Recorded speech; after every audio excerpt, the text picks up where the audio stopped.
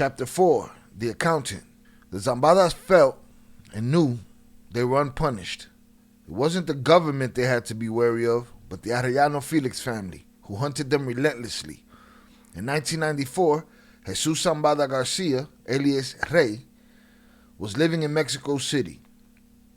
One afternoon, he was quietly shopping in a luxury store when a group of hitmen intercepted him. There, in broad daylight, they began shooting at him from a distance, and a bullet hit him in the head. It was a graze. The man, over 1.80 meters tall, fell like a plank to the ground. Fortunately, he didn't lose consciousness, so he immediately backed away, drew his pistol, and began confronting his attackers, who already thought he was dead. Surprised, they saw that Rey was bleeding profusely from his head and still continued firing. Exchanging fire, Rey managed to wound one of them, who, terrified, shouted to his companions, "Get me out of here. Get me out because he's going to kill me." The unfortunate man didn't understand that one of Rey's characteristics was his composure and ferocity. A man who wouldn't run away from anything or anyone, not even when the most sensible thing to do was to do so. Finally, he made them flee, and only then did he realize he had a ditch in his head.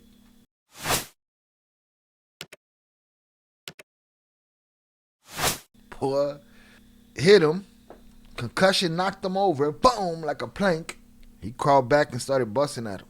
Sometimes the only way to stay alive is to rage. That afternoon, the Arellano Felix family had not only attempted to murder Mayo's younger brother, but also a valuable trader, his accountant. Like Vicentillo, Rey realized at an early age that his older brother was a drug trafficker. And although money was flowing in abundance and the days of misery were over, everything came at a price. After living in luxury for 6 months in Las Vegas with his brother-in-law Nico, who was later arrested, he returned to Culiacan to finish his studies.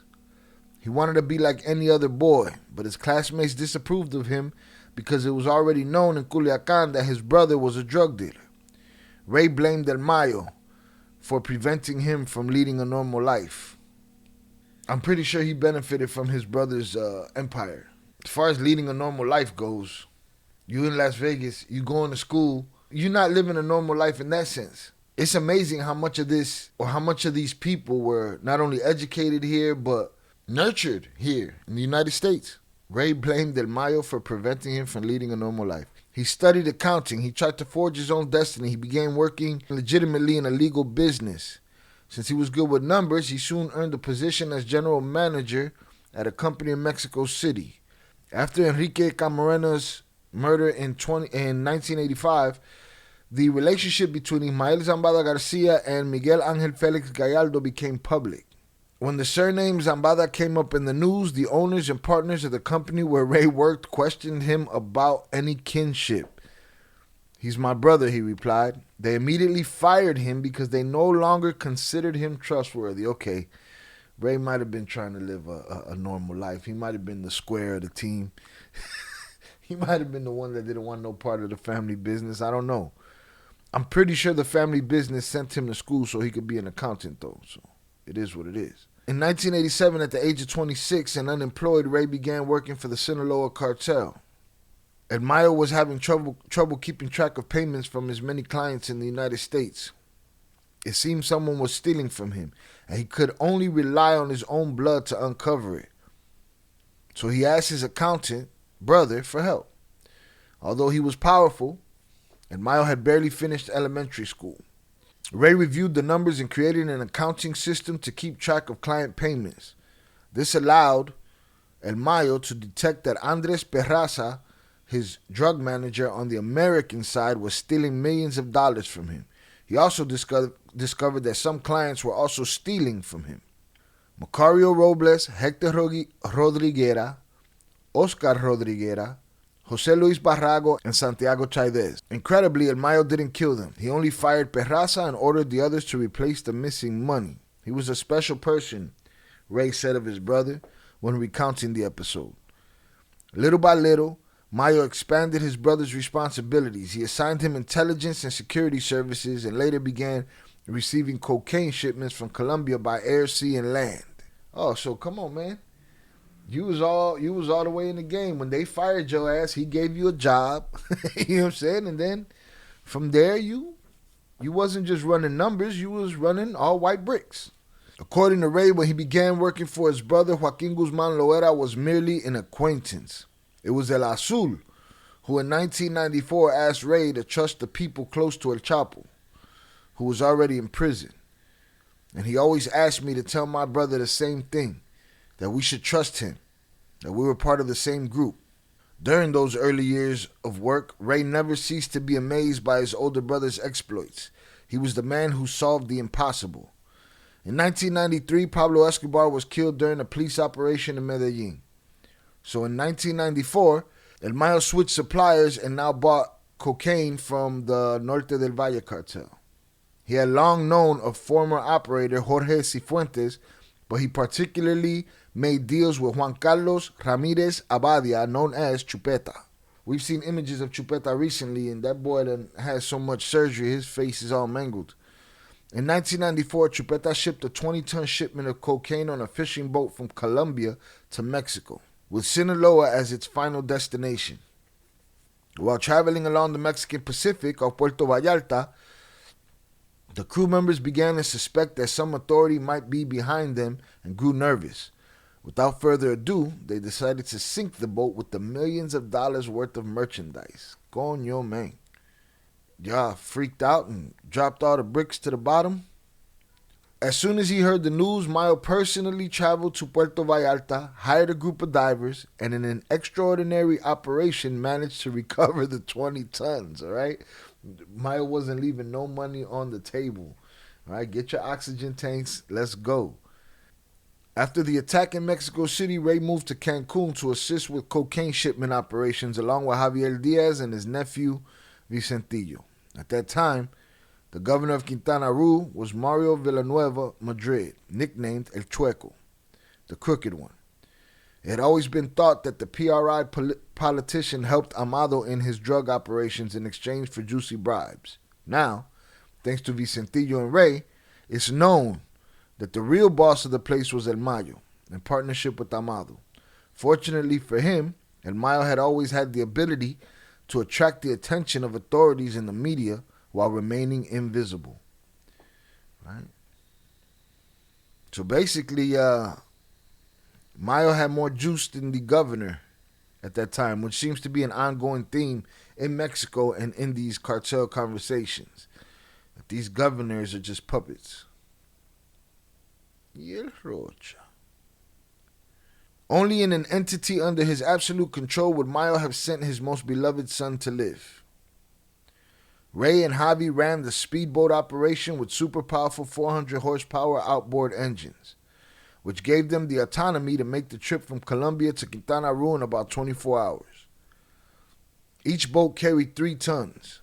They arrived 50 meters from the beach, and there, human chains were formed to unload the boats until the cargo was brought to dry land. The talcum white sand beaches of the Mexican Caribbean gave way to another white powder that frantically invaded them: cocaine. Cancun, Cozumel, Chetumal, and Playa del Carmen became the territory of Mayo y Amado long before another drug trafficker known as Alcides Ramon Magaña gained fame. The drugs were taken to safe houses in vans or vehicles guarded by PGR officers assigned to Cancun, who ensured that no authority would distribute the units loaded with drugs. Ray separated the drugs by brand and kept meticulous records of the 18,000 kilos they received every 3 or 4 weeks. This way, he knew exactly where to send each package to the United States without making any mistakes. The cocaine was transported to the northern border in perfectly legal gas tankers with proper documentation. A secret compartment was built into the vehicles to load the drugs, and then they were actually filled with gas, making the operation safe. If, for some strange reason, an authority stopped them on the highway and conducted an inspection, when the tank valve was opened, gas would indeed flow out. This way, the merchandise reached Chihuahua or Sonora. An old friend of El Mayo and Amado, Eduardo González Quirarte, alias El Flaco, was in charge of the ingenious gas tank operation. For Vicentillo, the confusion that existed for others didn't exist. For him, who knew Lalo as he called him, for years, the latter worked for his father and for Amado for the Sinaloa cartel. Which just shows you the level of sophistication that they even had back then as far as transporting this stuff. That they're transporting this stuff in these gas tanks, but when you open that valve and somebody come to check, what pours out of there is gas, which is crazy. So then you look and you think about many years later when the Flores twins started revolutionizing these tactics, and it'd be interesting to see because they were already doing this stuff early 90s. While Mayo's criminal business flourished in Cancun, another member of his family moved to the resort, his brother, Vicente Zambada Garcia. There he became the leader of the Cancun Cargo Transporters Union, better known as the Dump Truck Drivers Union, an occupation that was very convenient for Mayo's drug transport business. Like his nephew Vicentillo and his brother Ray, he also suffered an attack, but his luck wasn't so good. On April 5th, 1996, he was riddled with bullets by two men outside his home in the heart of Cancun. They emptied a machine gun into his body.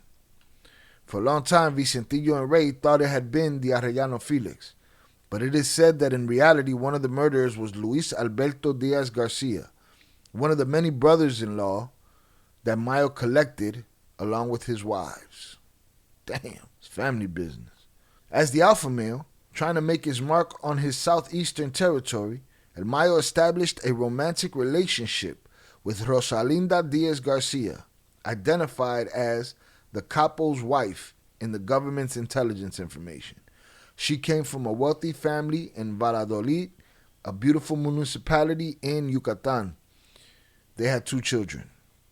According to media reports, Rosalinda's family had good connections with the governor of Yucatan, Victor Cervera Pacheco. His brother, Luis Alberto Diaz Garcia, allegedly followed in his brother-in-law's footsteps into drug trafficking. A military report states that he murdered Vicente Zambada Garcia because the latter owed him a large sum of money. After the murder, he fled to the United States to hide out of fear of reprisals from his brother-in-law. You thought you weren't going to have no problems? You a brother-in-law. You smoked the boss's brother, you wildin'. Vicente's murder occurred shortly after the murder of Javier Diaz. That year, 1996, Vicentillo left Cancun, and his father assigned others to continue the operation in the Caribbean. The execution of El Mayo's brother was sad for everyone, but that didn't stop the business. Tons of cocaine continued to arrive from Cancun to Ciudad Juarez and Sonora. Eduardo González Quirarte was in charge of transporting it to the United States. He had the help of Tirso Martinez Sanchez, an intelligent and ambitious young man from Guadalajara. Tirso's story was similar to that of others. He studied until his second year of high school and then had to drop out to work shining shoes, washing cars, and running a street seafood stand. On the streets, he began using drugs at age 13. In 1986, he moved to Los Angeles, where he became a drug dealer and later became a large-scale distributor for Mayo y Amado. He received shipments of 1.2 to 1.7 tons. He accumulated so much money that Tirso ended up buying several soccer teams in Querétaro, Guanajuato, and Michoacán, which is why he later earned the nickname El Futbolista, the soccer player. At the Mexican border, the gas pipelines were carefully emptied. Of course, the gas was sold to make the front company credible.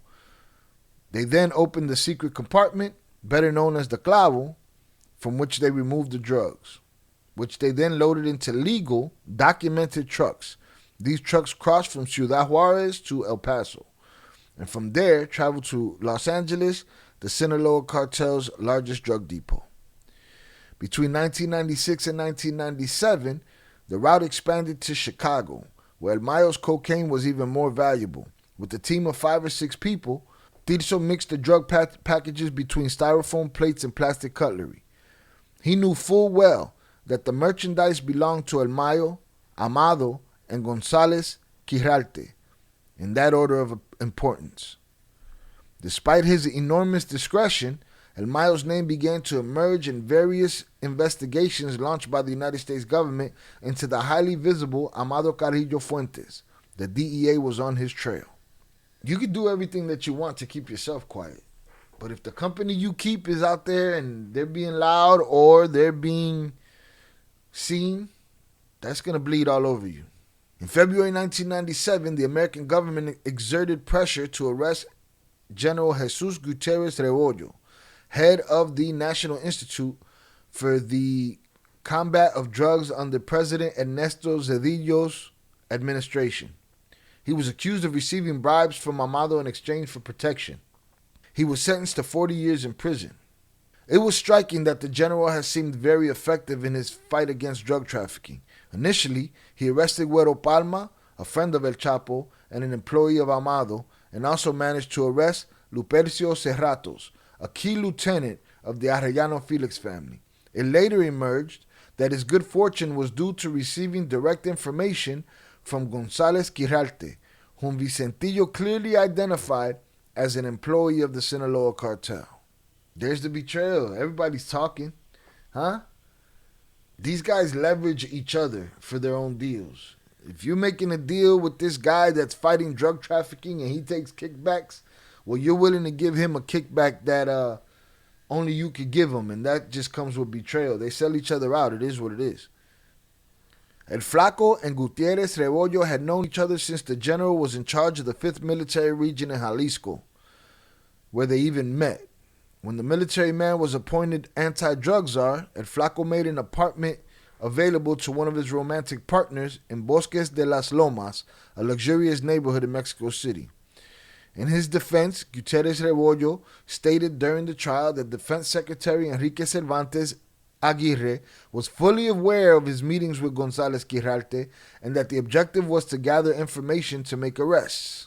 Meanwhile, the bad streak of business scandals that so bothered El Mayo continued. On April 18, 1997, Mexican media released a video and photographs showing Amado Carrillo Fuentes at his sister Aurora's wedding at a family ranch in Navolato, Sinaloa.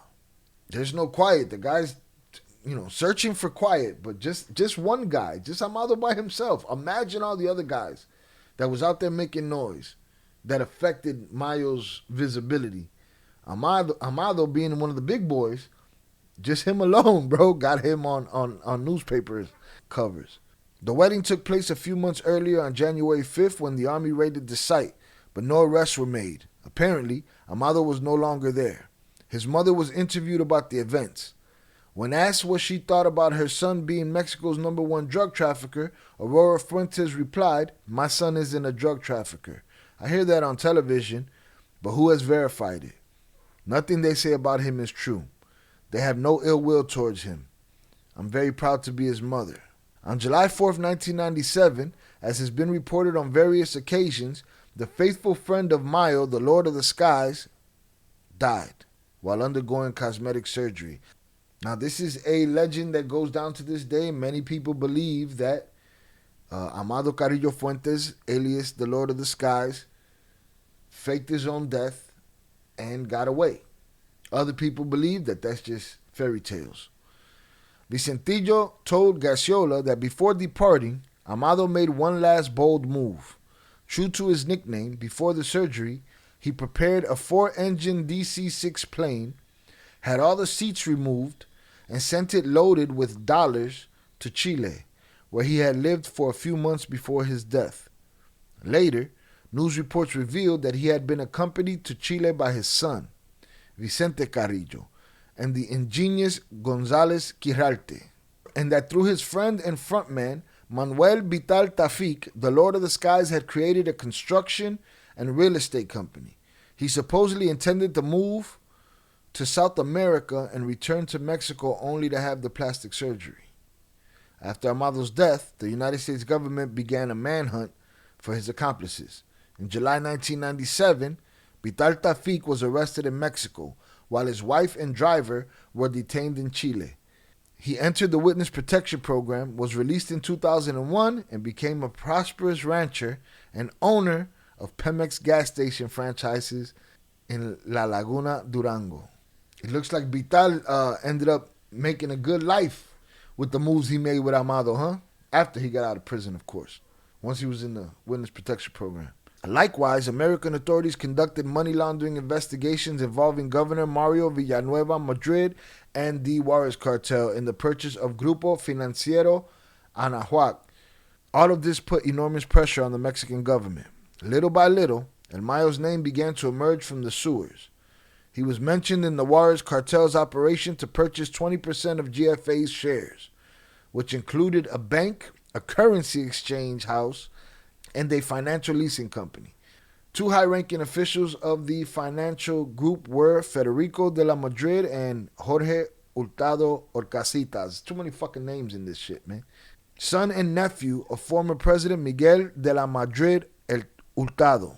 The intermediaries in the scheme were Jorge Fernando Bastida Gallardo, an electrical union leader, and businessman Juan Zepeda Mendez, who allegedly made transfers to Vital Tafik from Mexico through Banco Anahuac.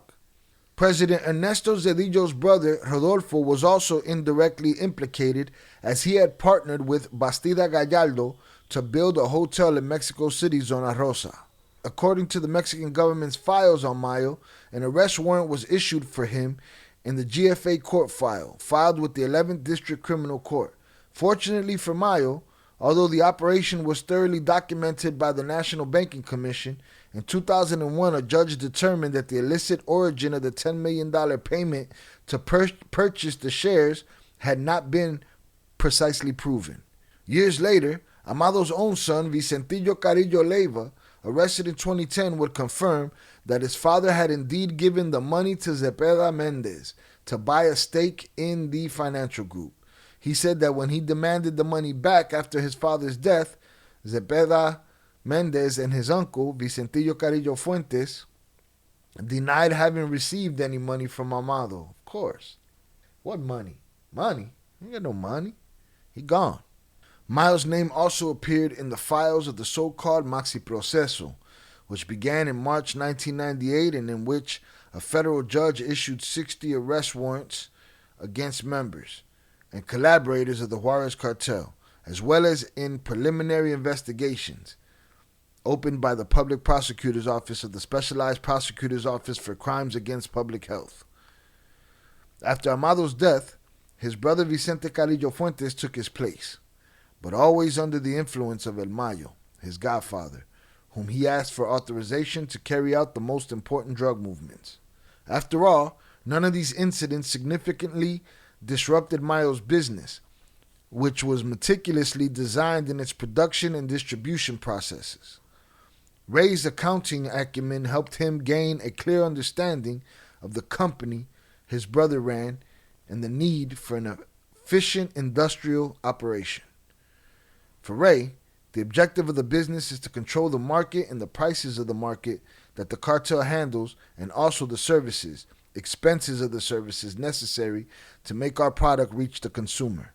The main products that the cartel handles are cocaine, heroin, and methamphetamines. Cocaine is imported primarily from Colombia, heroin is produced in Mexico, as is marijuana, while ephedrine, for making methamphetamine, is imported primarily from Asian countries. In addition to drugs, they offer their clients transportation services, which require air, sea, and land resources to transport the product to the United States, the main consumer country.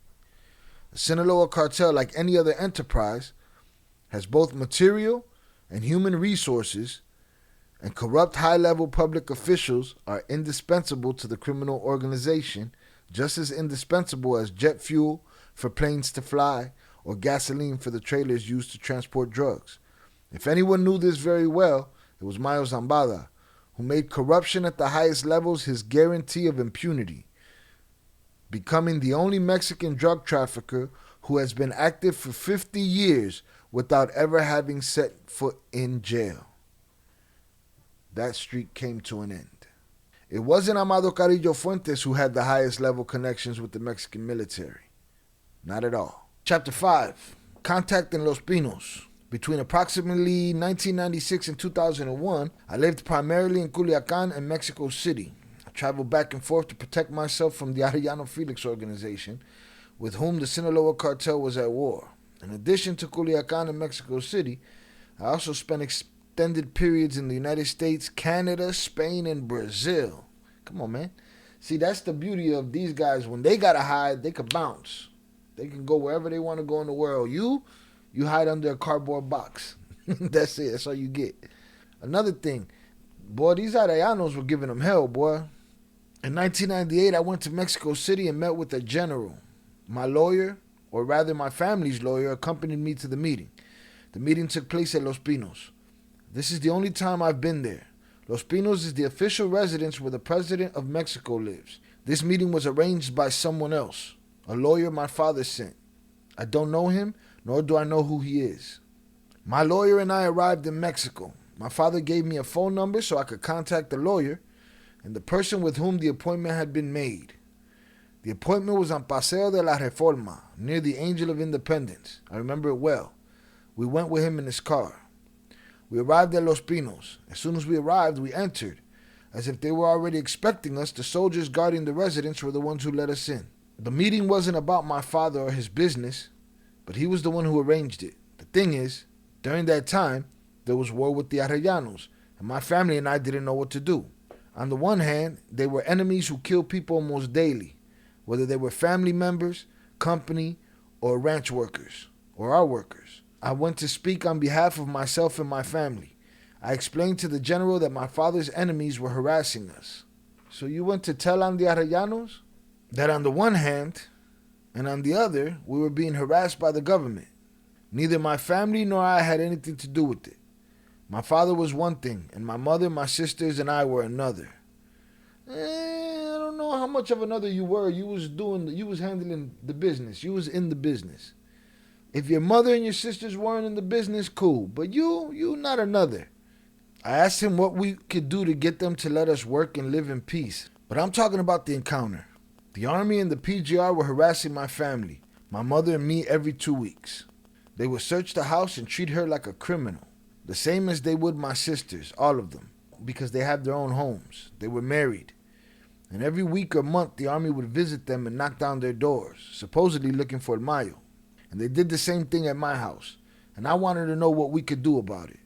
That's what I explained to the general, that my mother had nothing to do with my father or his business, and that we wanted to know why we were being harassed by the government. The general told me he understood the situation, that he was aware of it, and that all the pressures on my father was due to the American government, and the Mexican government did these things so that television and the newspapers would show that they were looking for Mayo. And that was the reason they were searching our homes and ranches, because it was logical that Mayo would be in my mother's house. And that's more or less what the general said. But I knew through my father that he sent money to the general, although my father did not know him personally, but there was the connection through the lawyer who was his friend.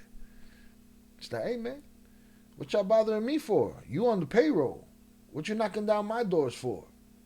At that time, my father wanted, and always has, the well-being of the family. He never wanted to involve us in his problems, much less my sisters and my mother. We ate breakfast there at the Los Pinos residence, not exactly inside the president's house, but next door, in a house near the garden. That was the only time I saw the general. Los Pinos was the official residence where the president of Mexico held office from 1934 to 2018. Its first occupant was Lázaro Cárdenas, the historic leader who carried out the oil expropriation, confronting the major oil transnationals of the United States and England. Who knows what he would have thought of Vicentillo's visit. The residence is a complex of white buildings that emerged from the deep green of the majestic Chapultepec forest, filled with ancient ahuehuete trees, cedars, poplars, and pines. The complex is dominated by the Miguel Alemán residence, a lavish French-style mansion with marble floors, fine woods, and paintings by Mexican artists such as Rivera, Tamayo, Siqueiros, and Dr. ATL. The presidential families resided there, and it hosted everything from official gala dinners with leaders from around the world to the bacchanals of the president's juniors. Surrounding the complex are cobblestone and stone walkways that allow you to stroll through gardens dotted with lawns and flower-filled mounds. The most important is the Calzada de los Presidentes, which houses bronze sculptures of all the presidents. The oldest building is the Lázaro Cárdenas house, where the general served. It was there that Vicentillo had breakfast with Major General Roberto Miranda Sanchez. While other drug lords fled, Mayo sent his most beloved son to the home of the President of the Republic. At that time, during Ernesto Zedillo's administration, Miranda was the chief of the Presidential General Staff. His nickname in the military ranks ever since the military academy was Pirrin. The EMP was the Praetorian Guard of the incumbent president, a decentralized body with nearly 8,000 members that reported directly to the presidency. It included members of the Ministry of National Defense, the Navy, and even some civilians, especially in the areas of protocol. This body officially disappeared in May 2019 at the behest of President López Obrador. According to several military officers I spoke with, being the head of the EMP meant having the same power as the Secretary of National Defense, vast financial resources, and absolute discretion. Entering the EMP's top brass was a privilege for the few, and public records about Miranda as part of the elite date back at least to Miguel de la Madrid's 6-year term, from 82 to 88. Although the position of head of the EMP fell under the direct command of the president, Miranda was nominated for the position by General Arturo Cardona, head of Carlos Salinas de Gortari's EMP from 89 to 90.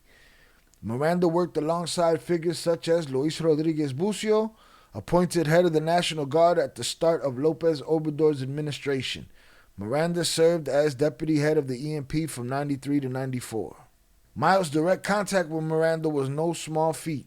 At that time, the PRI, the sole party in presidential power, had access to the head of the EMP, holding a magic key to open any other door inside and outside Los Pinos. Criminals been going to these White Houses and having lunches and dinners with these politicians, not just in Mexico, but everywhere, for many moons. Technically, the members of the EMP were responsible for the day-to-day security of the president and his family inside and outside of Mexico. They organized the president's events and tours. It was Miranda, like his predecessors, who decided who would be allowed to see the president, who would sit next to him on tours, and who wouldn't.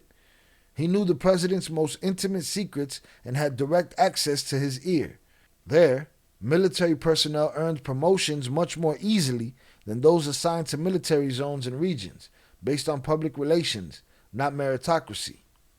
Like all EMP leaders, Miranda also had access to the Los Pinos office managers. Of course, he also had access to the secretaries of state, governors, senators, representatives, political party leaders, religious leaders, and businessmen. No one in their right mind would refuse a favor to an EMP leader, at least no one who wanted to be on good terms with the president. Mayo knew exactly what dude to plug himself with, While everybody else was tucking tail and hiding from the military, he sent his son to go talk to this guy like, why are you on my payroll? And why should we run? Don't you have power? Ain't you big shot? The EMP had an intelligence unit that gathered sensitive information related to the president's security, including national security matters. In short, it could also perform intelligence work for a Secretary of State or PRI politician in exchange for favors. It was a machine for influence peddling and blackmail. He might never have achieved that privileged position had it not been for a twist of fate, the assassination of PRI presidential candidate Luis Donaldo Colosio.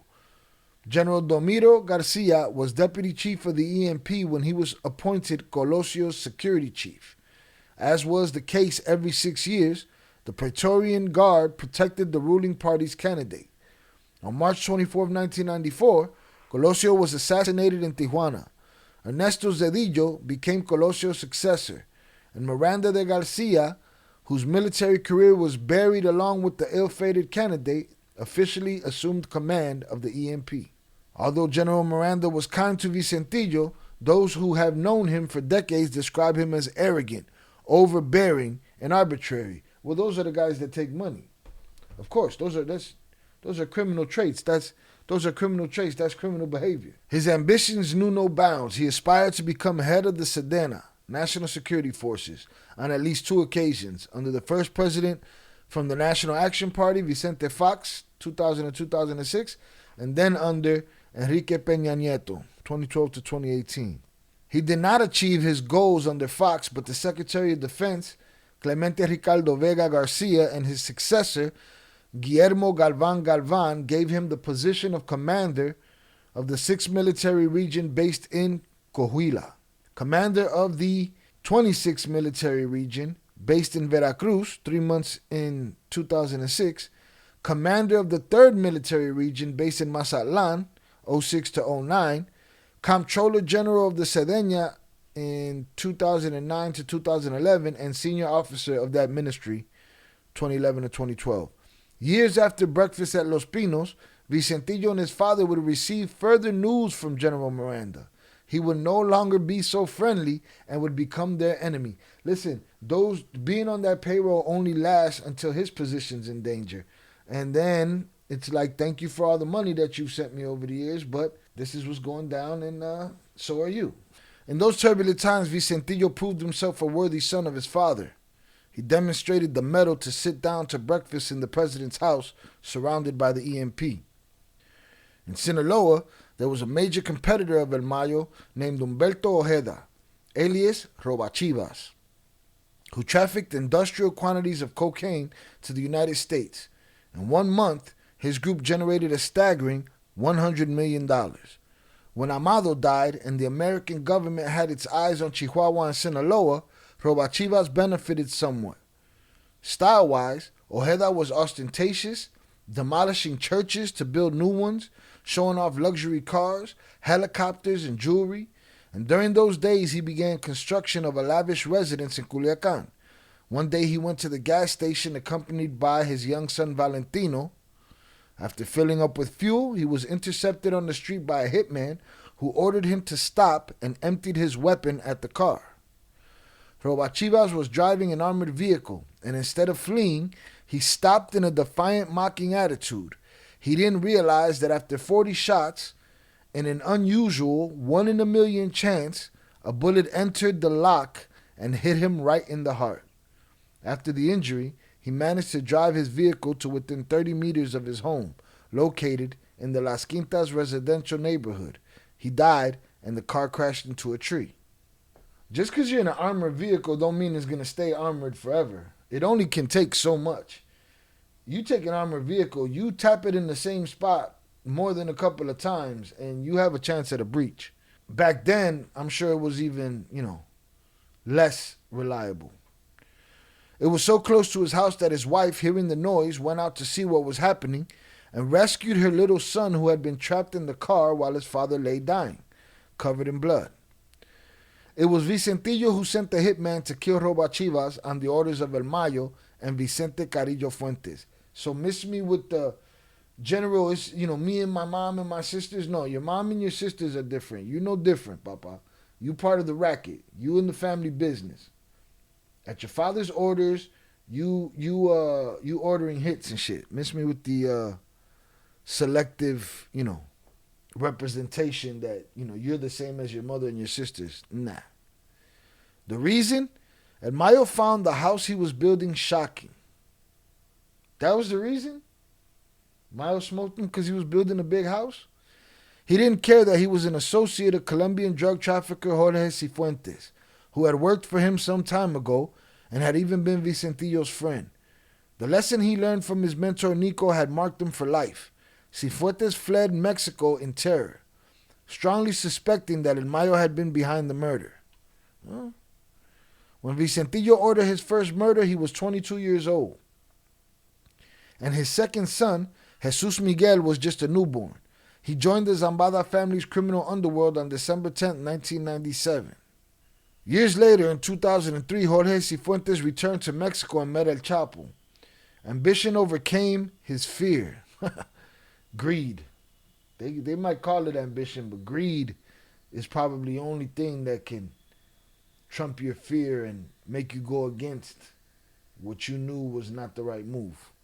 And he looked for a way to take advantage of the Sinaloa cartel's growth, but he also wanted guarantees, and he asked El Chapo to arrange a meeting with El Mayo to find out if it was safe to continue in the drug business in Mexico. Only El Mayo, not El Chapo, could give him that guarantee. Cifuentes told El Chapo that he also needed to know who had killed his friend Humberto Ojeda. See, now you're asking for too much. Now it seems like you're making demands.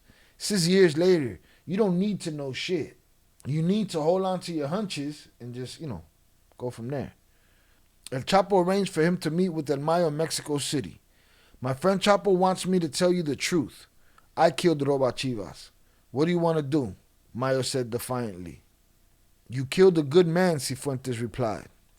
Well, if I were born again, I'd kill him again, El Mayo said. But I don't have any problem with you. You're part of us. You're part of the family. I've known you since you were very young and you were close to my son. You don't have to worry. There's no problem with you. El Mayo waited a reasonable amount of time for Cifuentes to lose his fear until the Colombian finally began working for the Sinaloa cartel. He gonna get him. Eventually. I'm making a call. He's gonna get him eventually. Years later, Vicentillo himself finally ruined the lives of Robachivas' wife and children. He revealed to the United States government the name of the widow, Aixa Moreno, and that her fortune was in the state of Missouri. He obtained this information from her father. When her husband was murdered, the money in the business went to Aixa, and she got involved in the business. She spoke with El Chapo and El Mayo and offered them boat services with compartments for drug trafficking. Gasiola told me in 2013 during one of our meetings. So it wasn't enough that they smoked dude that built the big house, but then they years later went after his wife and kids to ruin their life. Okay. Gasiola explained that in 1998, Vicentillo spent 3 or 4 months in the nation's capital.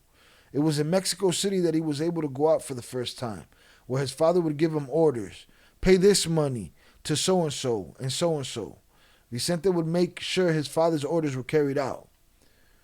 There was a pact with the military, the lawyer explained, to keep the Mayo family, children, wives, and grandchildren who had nothing to do with it outside of the family. Vicente went to Los Pinos to talk about the way the soldiers were treating the family. No one was supposed to bother Doña Rosario.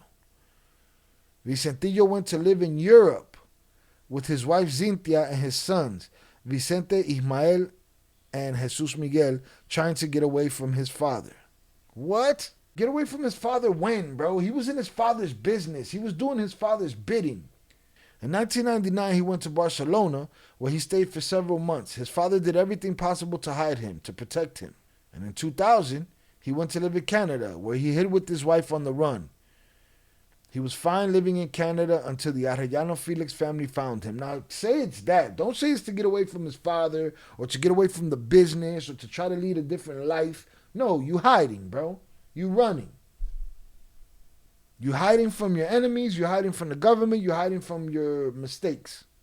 In any case, Vicentillo wouldn't be able to stay away from the business for long. Suddenly, Mayo lost a key figure in its organization, Flaco González Quiralte. Flaco was drunk and high when a patrol car began chasing him. Nervous about the pressure on him, he fled instead of stopping the car. Dead first before they catch me, he had warned his friends. Inside the car, he drew his pistol and shot himself in the head. Miraculously, he survived the shot. Unfortunately for Mayo, he lost his memory and no longer worked in drug trafficking. What kind of key figure is that, bro? These key figures are just crash outs. You know what I'm saying? Oh, National Guard is behind me. Let me blow myself up and fail. What kind of key figures this is? Listen, one thing I've learned covering these cartels is that all this shit been held up with duct tape, man. Just crazy dudes on a bunch of drugs, just crash outs, and you get somebody to handle a certain thing until that person crashes out, they're gone, and you just replace them with another paper soldier. Around 1999, my involvement in the cartel's trafficking activities began to increase. A confirmation godfather of my oldest son, Vicente Ismael, was the brother of my friend Chapo. His name was Arturo Guzman Loera. We called him Pollo or Pollito. He had been trafficking drugs since the 1990s. After Chapo was arrested in 1993, Arturo began working with his cousins, the Beltran Leyva brothers, and also with my dad. He became very close to my dad. Arturo Beltran Leyva, Hector Beltran Leyva, and Alfredo Beltran Leyva, they were the ones I interacted with the most. Pollo and his cousins lived in Acapulco, Guerrero. Arturo worked in partnership with my father. He controlled that area. Pollo and my father were also compadres. My compadre Pollo was the godfather of one of my sister's sweet 15 birthday parties. My father would go to Mexico City and Acapulco 2 or 3 months a year, and my compadre Pollo would always welcome him there. They worked together in drug trafficking. I was once in Acapulco with my compadre Pollo and his family, and he told me he was going to get a call from his brother, my compadre Chapo. So we moved to an apartment where he had a special phone where he would receive calls from my compadre Chapo. I was there when he got the call, and he told me he was talking to his brother and that he sent his regards. Although I didn't have much interaction with my compadre Chapo at the time, and he referred to me as El Hijo del Frijol, it was code from my father, referring to the bean variety known as Flor de Mayo. From the start, the year 2000 didn't look easy for Mayo. In March, there was another attack on his family. This time, Leticia Ortiz Hernandez, the mother of his children, Serafín and Teresita, who were 10 and 9 years old. Leti went to the traditional Mazatlan Carnival with her children, siblings and uncles, and parents, Agustín Ortiz and Amalia Hernandez. They were eating at a restaurant when she noticed her son had a rash that looked like chicken pox, and he was crying a lot. She and her siblings decided to return to Culiacán to take Serafín to the doctor. She said goodbye to her parents and uncles. It wasn't until nightfall that Leti returned home to Culiacán after her doctor's visit. Then she received terrible news. She was informed that her parents had been murdered in Mazatlan, and shortly afterward her uncles. They were killed for having links to El Mayo. Sounds like she got out of there right on time. That's crazy. It took Leti a long time to recover. She felt guilty about her parents' death and then fell into a deep depression and began to suffer from persecution delusions. I mean, sorry, if you get mixed up in some shit that is bigger than you and you chose their life, it's probably your fault. Now, people in these positions want to say, no, Bashar, it's life about... No, you chose. You chose. It's your fault. Either get over it and realize you done fucked up, or be all depressed and feeling sorry for yourself. I came to think that everyone wanted to kill us, and I made the decision to go to the United States with my children so they could study and have better standard of living, she would explain years later. For Mayo, all these deaths in his family were minor matters. As long as no one bothered his son Vicente, his alter ego, and business was going well, nothing stopped him. He didn't give a shit. As El Mayo's strength and power in drug trafficking grew, so did his presence in the business world. A bold move. As his criminal business grew, so did his legal businesses. To advance his cattle ranching projects, the Mayo family purchased large tracts of land, hundreds of hectares in prime areas of municipalities of El Dorado, El Salado, Costa Rica, El Ajuate, Ejido Comanito, Bachi, Hualatito, and Quila. Sites with dams, rivers, and water wells that ensured irrigation, productivity, and added value. They also acquired land in the municipalities of Mazatlan and Elota. With irony, Mayo told Garciola that it was a U.S. government bank that unwittingly financed the installation of his Santa Monica pasteurized milk factory, which is produced through the company Nueva Industria de Ganaderos de Culiacán. Clearly, the drug lord didn't need the money, but it helped him legitimize the business and export his milk to the United States. The banking institution was the Export-Import Bank of the United States, a credit agency of the American government. Its purpose is, among other things, to finance the exchange of products between Mexico and the United States. Therefore, it can be deduced that Santa Monica milk was at some point exported to the United States. We've all been in business with these guys, bro. The U.S. was in business with them, the politicians, the generals, one way, shape, form, or fashion. Every criminal situation and every front that they have cross paths with the corruption and politicians of your town. Since November 1993, Mayo had been operating its own plastic container and cap factory for bottling Santa Monica milk. The plant was located on the outskirts of Culiacán in the El Alto Bachihualato neighborhood on the Novalato Highway at kilometer 7.5 and operated with authorization from the local and federal governments. It was considered an industrial establishment under federal jurisdiction. Of the old partners, Jaime, Fernando, Alcadio remained. Mayo's wife, in her capacity as housewife, held 19,749 shares of the 20,000 that now comprised the company and became chairwoman of the board of directors. Okay. Years later, during the 6-year term of PAN Governor Mario Lopez Valdez, 2011 to 2017, Dr. Ortañez Garcia, a partner of the Mayo family, was appointed Director of Medical Care at the Sinaloa Health Secretariat, under the command of Ernesto Echevarria Aispuro. At the end of that administration, both were accused of embezzling millions in public funds, of course. Although an arrest warrant was issued for Ortañez Garcia in 2017, in 2018, the Sinaloa Prosecutor's Office asked the judge to drop the charges because no conclusive evidence was found against him. Of course not. Mayo's success in legal business was due to the fact that he had applied the same dedication as in his criminal businesses, which had to operate with the precision of a Swiss watch. From 1995 to 1998, he successfully reduced costs at the pasteurizing plant with the support of young Jesus Urquidez Lara, who rose from a frontman to an employee. Work teams were formed to increase productivity and control in the production, packaging, and warehouse areas. The fleet of milk delivery trucks multiplied from 50 to 250. In 1996, Maitecita, as her father calls her, and her children, Javier and Maite Diaz Zambada, founded the company Auto Transportes, JYM, in the border city of Piedras Negras, Coahuila. The company's purpose was to operate the federal public freight transportation service on routes under federal or local jurisdiction authorized through concessions from the Ministry of Communications and Transportation or the local government. Omar Bartiz Mendoza was appointed commissioner of the business. This was convenient, not only because of the line of business, but also because of the location, if viewed from the perspective of Mayo's business and paying attention to Vicentillo's account. The company remains active to this day. In 2000, the Zambadas continued to expand their businesses.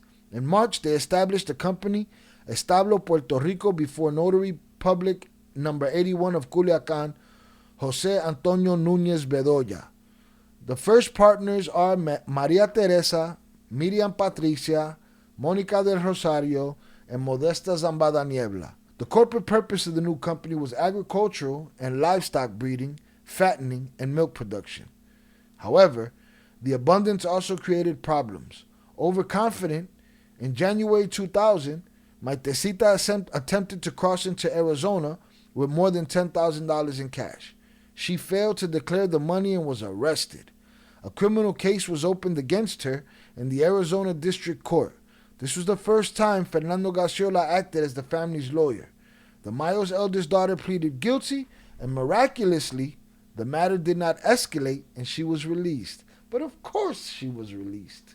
That same month, her sister, Mónica del Rosario Zambada Niebla, had a similar problem at the Nogales, Arizona border crossing.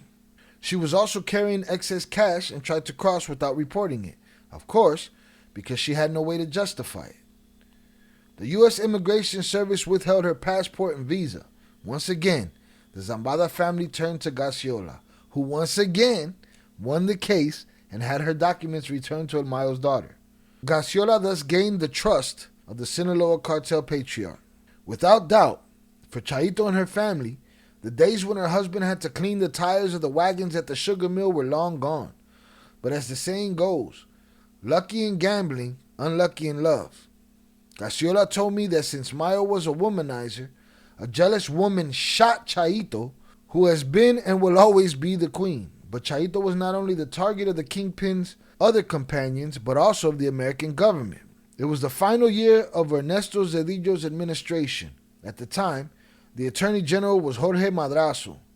The Special Prosecutor for Crimes Against Health was a man named Mariano Eran Salvati, and the investigations coordinator was Jose Luis Santiago Vasconcelos, two very close friends. Eran Salvati always boasted about his good relationship with the United States government and loved the nickname the media had bestowed upon him, Iron Prosecutor.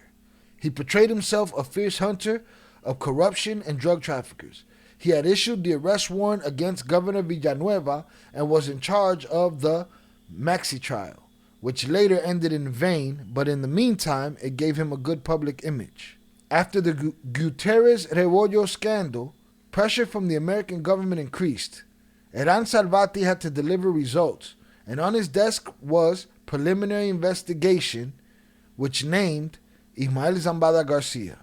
On June 20th, 2000, the public prosecutor of the Feeds, Francisco Vargas Diaz, appeared at the Establo Puerto Rico Ranch, located in the El Salado municipality in Culiacan, to search the property and execute the search and arrest warrant issued against El Mayo.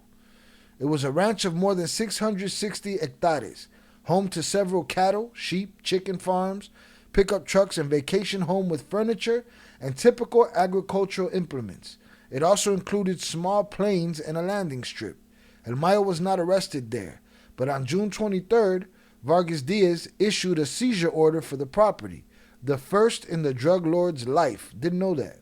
Didn't know he had something seized. Why didn't he go to jail? Could they not find him?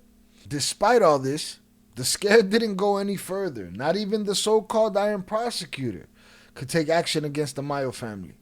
On June 24th, contrary to all laws, listen to that, contrary to all laws, the FEADS appointed the accountant Jesus Alonso Lopez Diaz, the legal representative of the Mayo family's company, as the legal custodian of the property and all its assets. On July 5th, 2000, the property passed into the hands of the Seized Property Administration Service, SERA. But this was only a formality, as the SERA again appointed Lopez Diaz as the custodian.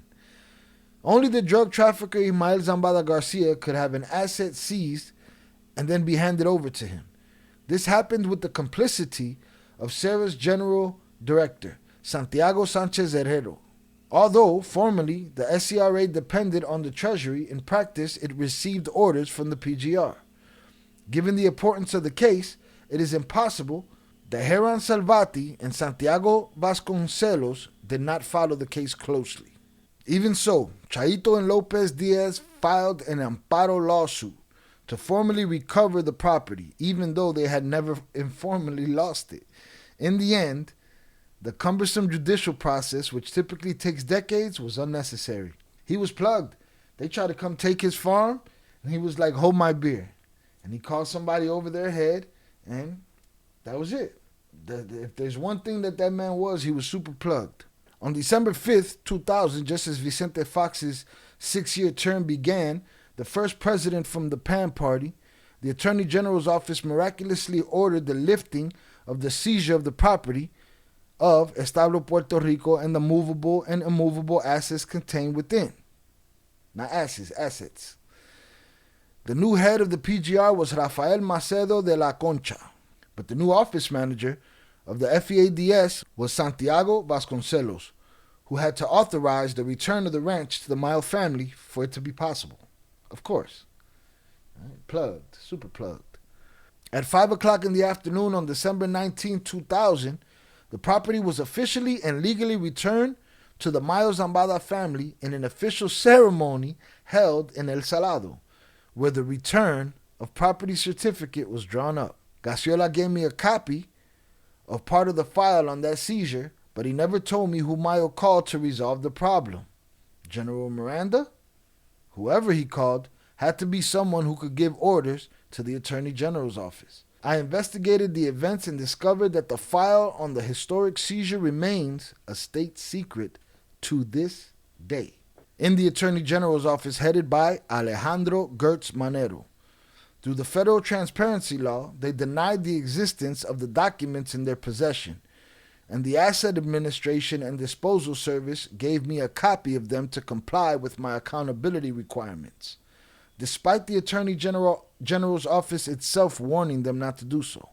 Thus, thanks to the courtesy of the PGR, Mayo started off on the right foot in this relationship with the new federal administration. Exactly 1 month later, on January 19, 2001, the Fox administration allowed Joaquin Guzman Loera to leave the maximum security prison in Puente Grande, Jalisco. They just let him leave? They just let him leave? I don't remember that either. But we'll get into it next episode. There it is, chapter 4 and 5 of The Traitor, The Secret Diary of the Son of El Mayo, Vicentillo. Little all over the place, these last couple of chapters. I feel like they bounce around as far as dates too in some of the other chapters. But this was a testament to the power and the influence that Mayo had early, able to send his son to go talk to a general and ask the general why their family's being pushed around.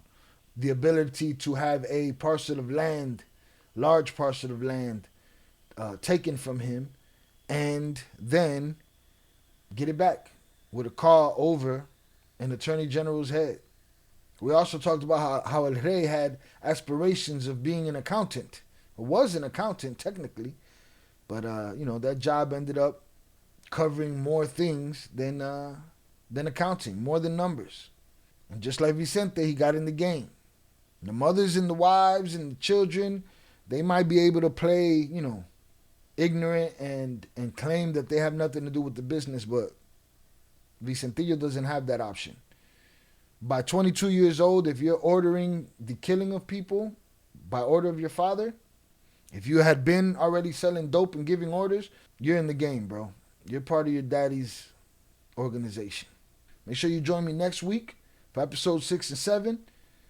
Make sure you hit that like button, subscribe, and leave a comment. Tell me what you thought about this episode. Peace.